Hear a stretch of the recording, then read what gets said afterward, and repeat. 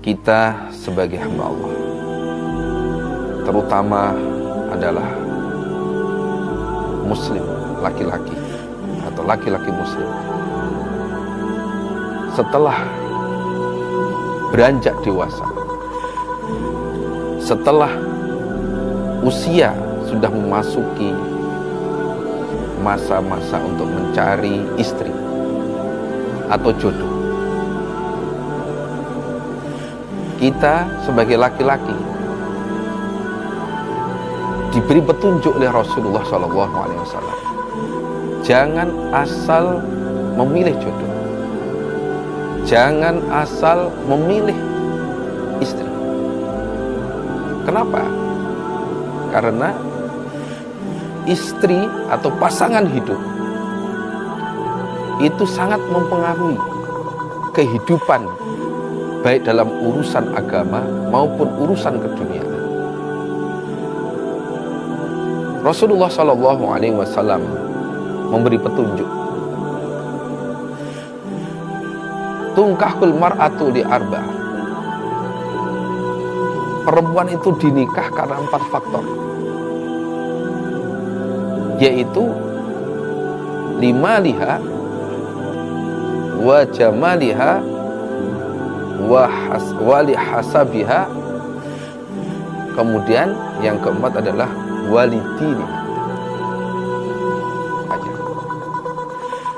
Karena perempuan punya harta, ada laki-laki tertarik, akhirnya melamar, diterima, jadilah istri.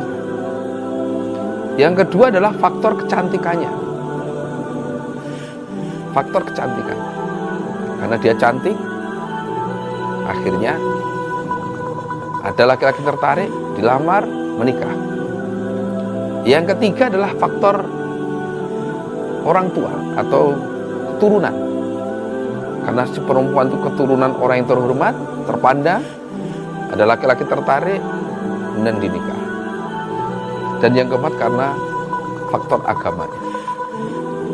Dari 4 faktor ini petunjuk dari Nabi supaya kita ini hidup sakinah mawaddah warahmah adalah fatfar bidzatid. Pilihlah perempuan, wanita yang mempunyai agama. Artinya pilihlah wanita yang sholihah. Wanita yang sholihah ini adalah wanita yang baik dalam 2 hal. Dalam 2 hal. Yaitu ditinjau atau dilihat dari agamanya dan akhlaknya, tabiatnya.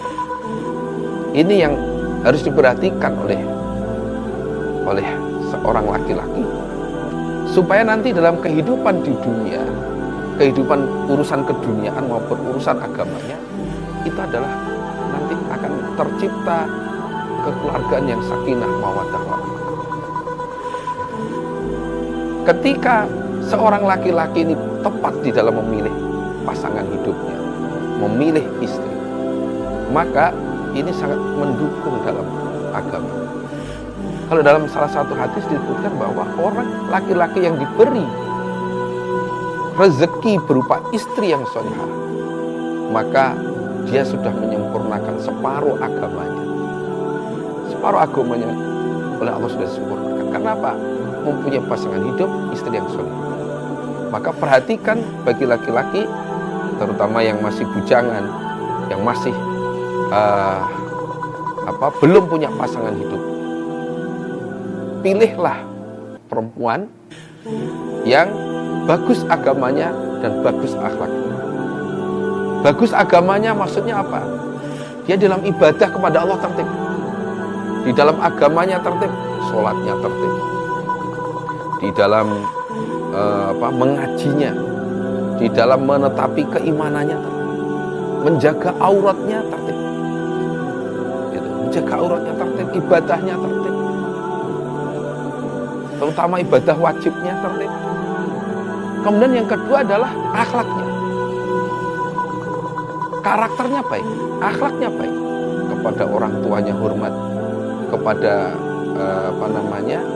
kepada familinya juga begitu sayang, saudara-saudaranya dengan saudaranya sayang, kepada yang lebih tua menghormat, kepada yang lebih muda juga sayang, kepada tetangga baik, kepada siapapun baik, jujur, bisa dipercaya dan sebagainya.